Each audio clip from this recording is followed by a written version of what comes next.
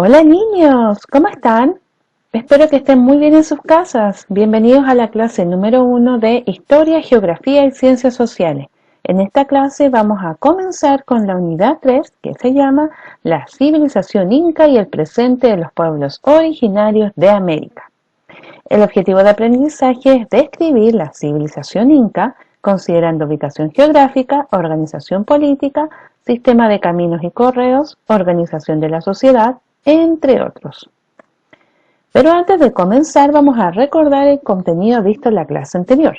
Anteriormente vimos el legado cultural de los mayas y los aztecas.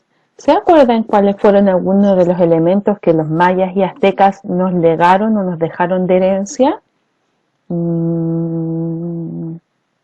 Muy bien, los alimentos, la lengua náhuatl y maya, el juego de la pelota y el arte textil. Muy bien, niños. Y para complementar ese contenido visto, vamos a revisar la página 168, la actividad 7, donde dice cuáles son las principales ideas que se expresan en la fuente de información.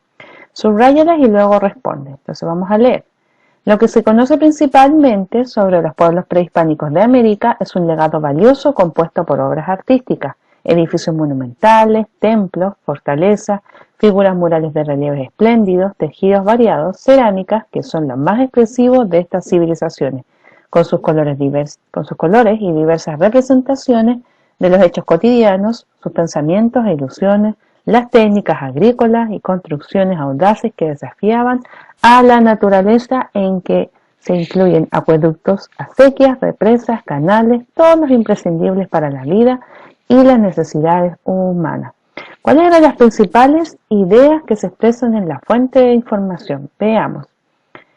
¿Qué es lo que más qué es lo que se trata de expresar en esta fuente de información, las ideas principales? El legado, muy bien, compuesto, muy bien, excelente. El legado valioso compuesto por obras artísticas, edificios monumentales, templos, fortalezas, figuras de murales de relieves espléndidos, tejidos variados, cerámica, que son los más expresivos de estas civilizaciones, y con representaciones de hechos cotidianos, las técnicas agrícolas también, muy bien niños, y construcciones audaces que desafiaban la naturaleza. Muy bien, excelente. Entonces, ya que lo subrayamos, ahora hay que pasar a escribirlo, ¿no es cierto? Entonces, tendríamos que escribir cuál es el tema tratado en la fuente, dice, considerando las ideas subrayadas. ¿Cuál es el tema tratado en la fuente? Excelente, el legado cultural de los pueblos. Lo que se compone de estas obras artísticas, los edificios monumentales, los templos, las fortalezas, las figuras, los murales de relieve, tejidos variados, cerámica, las técnicas agrícolas y las construcciones audaces. Entonces, al final las ideas principales o el tema tratado en las fuentes es el legado cultural de estos pueblos. Muy bien, niños, los felicito, excelente trabajo. Si lo han hecho así, colóquense un ticket y una estrellita. Con respecto a la clase del día de hoy, si se fijan, el objetivo tenía relación con describir la civilización inca. Por tanto, en esta clase vamos a comenzar a ver la civilización inca y nos vamos a centrar en la ubicación, organización política y sociedad. ¿Bien? Pero antes de comenzar, no olvides tener a mano tu lápiz y cuaderno para hacer registro de esta importante clase. Comencemos. Los incas fueron una civilización que surgió en el área andina llamado el Pueblo del Sol. Iniciaron su expansión en el año 1438 y cuando se encontraron con los españoles, que fue en el año 1526, la civilización ya tenía 12 millones de habitantes.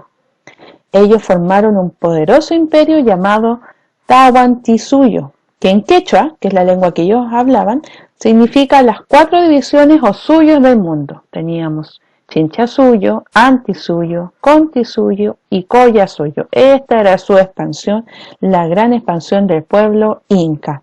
Su capital fue el Cusco y su gobernante se llamaba Sapa Inca. Bien.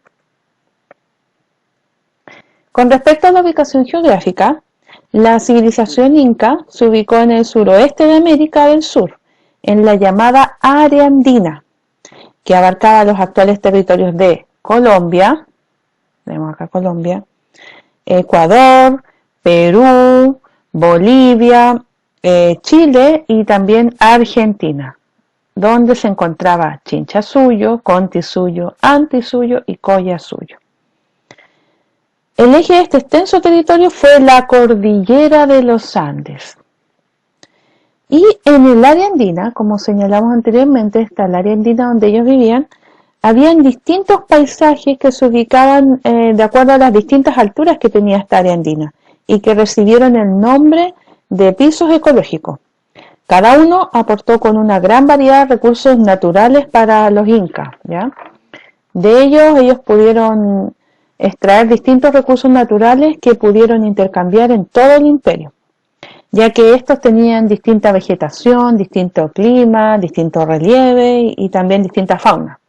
Por ejemplo, de la costa pudieron extraer peces y guanacos, de los valles templados el maíz y el algodón, de la sierra, es decir, de las cordilleras de los Andes o de las montañas, la papa y la quinoa, del altiplano obtuvieron llamas y alpacas, y de la región selvática, coca y yuca.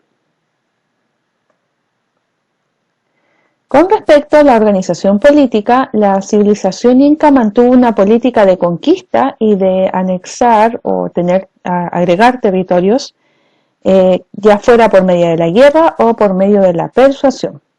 Para lograr la unidad territorial, los pueblos conquistados debían aprender el idioma oficial, que era el quechua, practicar el culto oficial y venerar al dios Sol o dios Inti. Además, se construyó una red de caminos que abarcaba todo el territorio. En la cabeza de la organización se encontraba el Sapa Inca, quien tenía un poder absoluto sobre todas las tierras y sus habitantes, y era considerado el hijo del dios Sol.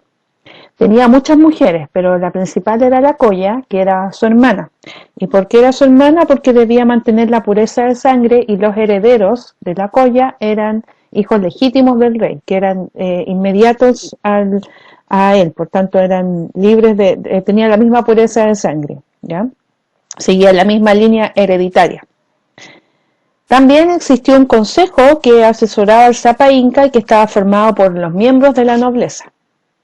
A nivel de comunidad se encontraban los puracas, que se encargaban de recolectar los tributos y de vigilar el trabajo y producción de cada comunidad. Ellos eran los jefes de los ayllu, ¿ya? Que eran grupos de familias o en general eran grupos de familias que eran parte del pueblo, ¿ya? Para organizar y controlar la gran extensión territorial era muy importante tener buenas comunicaciones. Es así que se creó una red de caminos que unía el Cusco con todos los rincones del imperio. Y a esa red de caminos se le llamó Caminos del Inca o Capac Ñam. Y tenía dos rutas, dos rutas principales, que era la de la costa y la de la cordillera de los Andes o la de la sierra, ¿ya? Los caminos permitían que el Sapa Inca y sus funcionarios se trasladaran a través del imperio. Acá tenemos otra imagen donde muestra, a lo largo del camino había tambos que eran lugares de albergue y descanso para los viajeros y los soldados. Los chasquis, que eran los mensajeros, corrían por los caminos llevando los mensajes y las noticias a lo largo de toda la red de caminos del Inca. Los cargueros transportaban distintos productos a las bodegas de las ciudades o colcas. Y los caminos, además de servir como mensajeros y de transportar distintos productos, permitían a los soldados incas trasladarse para conquistar nuevas tierras o defender también el imperio. Entonces los caminos del Inca permitían esta conexión, dado que el imperio inca era muy extenso. Por esto se creó este camino del Inca que conectó todas las partes del imperio en una sola, ¿ya? Y de esta forma se podían comunicar, podían extenderse, podían obtener productos de todas las partes de la zona conquistada, la zona del Inca, el imperio incaico. Bien. Con respecto a la organización social, La sociedad inca era jerárquica y piramidal, es decir, había grandes diferencias entre los distintos grupos sociales en cuanto a los roles y los privilegios. En la cúspide se ubicaba el Sapa Inca y su familia, que eran la alta nobleza y se encontraban en la posición superior. Luego le seguía la baja nobleza, donde estaban los sacerdotes, jefes del ejército y altos funcionarios del gobierno y los curacas. Luego seguían los campesinos y los integrantes de los pueblos conquistados que se agrupaban en los ayllus. Eran la fuerza de trabajo y estaban obligados a llevar una vida sencilla. Debían prestar servicios al Estado, formando parte temporal del ejército o trabajando la tierra para pagar la mitad. Y finalmente, en la base o en la última parte se encontraban los yanaconas, que eran personas en estado de servidumbre permanente. No eran libres y se dedicaban al cuidado del ganado, construcción y trabajos domésticos. Con respecto a los ayllú, el ayllú eran comunidades organizadas. Cada ayllú estaba formado por un grupo de familias con un antepasado común que trabajaban en forma comunitaria, una misma tierra, y eran dirigidos por un curaca. Las características principales del trabajo y la vida cotidiana dentro del ayllú eran la reciprocidad, ayuda mutua entre sus integrantes, y la redistribución. Lo que se producía se repartía entre todos, ya fueran productos agrícolas, ganaderos, textiles y armas. Y así funcionaba. Primero, el ayllú entrega parte de su producción y trabajo al curaca, tributo. ¿Qué hace el curaca? El curaca administra y entrega el tributo al Sapa Inca. Pero el Sapa Inca no se queda con todo el tributo, sino que hace una redistribución de ella y autoriza la redistribución de productos y entrega regalos al curaca, principalmente textiles. El curaca no se queda con esos textiles, sino que es lo que hace. El curaca redistribuye los productos y regalos del Sapa Inca al ayllú.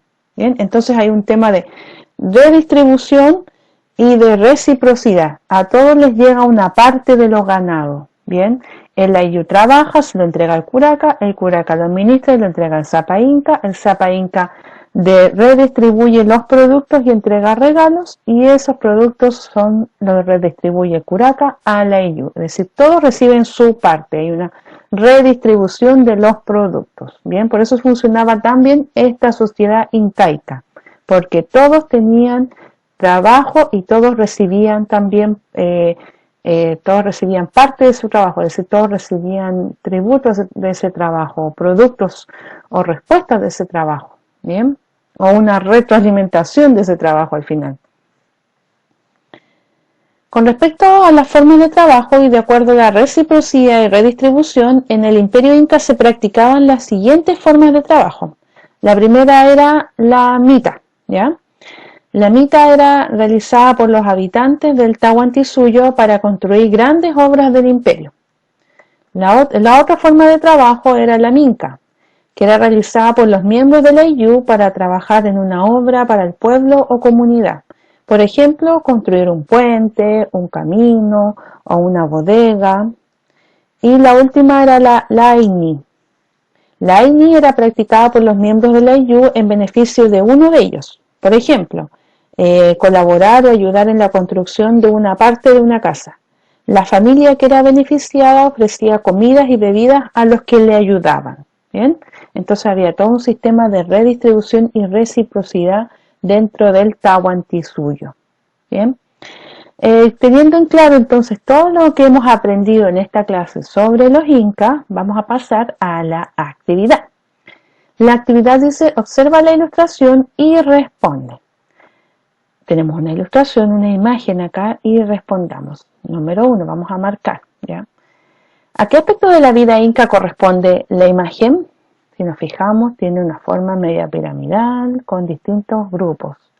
¿La organización política, la organización social o el camino del Inca? Excelente, la organización social. Muy bien. ¿Cómo se llamaba el grupo que ocupa la base de la pirámide social? La base, la parte de abajo. ¿Cómo se llama el grupo? ¿Pueblo, nobleza o yanaconas? ¿Cuál es? Muy bien, los yanaconas. Muy bien. Vamos a marcarlo. Y la número 3. ¿Qué funciones tenían los yanaconas? ¿Eran personas en estado de servidumbre permanente? ¿Formaban parte del temporal del ejército o trabajaban la tierra para pagar la mitad? Excelente, eran personas en estado de servidumbre permanente, no eran libres, se dedicaban entre algunas cosas a servir, todo lo que se le pidieran lo hacían en general, ¿bien? Porque eran esclavos, no eran libres. Muy bien, niños, los felicito. Ahora vamos a ir al trabajo en el cuaderno, donde vamos a colocar el número de la clase, unidad 3, objetivo, título, la civilización inca y un resumen de lo que estuvimos hablando sobre la civilización inca. Además nos corresponde trabajo en guía de aprendizaje, pero es importante que recordemos que deben registrar su actividad en la plataforma. Recuerden registrarla, ya que esto semanalmente se va a ir cerrando la plataforma y semanalmente tenemos que ir revisando y registrando nuestras actividades. ¿Bien? La guía de aprendizaje que dice, la número 1 dice, observa el mapa y luego responde las preguntas marcando tus respuestas. Son preguntas A, B y C y tenemos para marcar. Bien. Número 2, une con una línea las diferentes formas de trabajo en el Imperio Inca con sus definiciones correspondientes. Entonces, la mita, la minta y el ainu. Y la número 3, observa el siguiente esquema de reciprocidad y redistribución y explícalo con tus propias palabras. ¿Se acuerdan de la reciprocidad y distribución que hablamos en el IU? Eso mismo. Bien, hay que explicarlo. Ustedes lo pueden ver aquí. También están palabras y lo pueden explicar. Y la número 4, completa el párrafo del sistema de caminos y correo del Inca con las palabras dadas. Bien. Para finalizar tenemos nuestra autoevaluación, donde ustedes tienen que escribir las preguntas 1, 2 y 3 y responder mediante el dibujito correspondiente. La número 1 dice, logré seguir todas las instrucciones del libro. Logrado, medianamente logrado, no logrado. Número 2, logré realizar todas las actividades de trabajo demostrando interés y esfuerzo. Logrado, medianamente logrado, no logrado. Y la número 3, logré resolver mis dudas con ayuda de algún adulto. Logrado, medianamente logrado y no logrado. Bien. Para recordar, mi correo electrónico, el catálogo de textos escolares y la página web institucional. Bien, niños, espero que les haya gustado la clase de hoy sobre los incas, la organización social, política, el camino del Inca que estuvimos viendo. Y obviamente un poco de resumen también sobre quiénes son los incas y cuándo comenzaron a aparecer. Espero que les haya gustado, les haya quedado clara la clase de hoy. Nos vemos en una próxima ocasión. Que estén bien.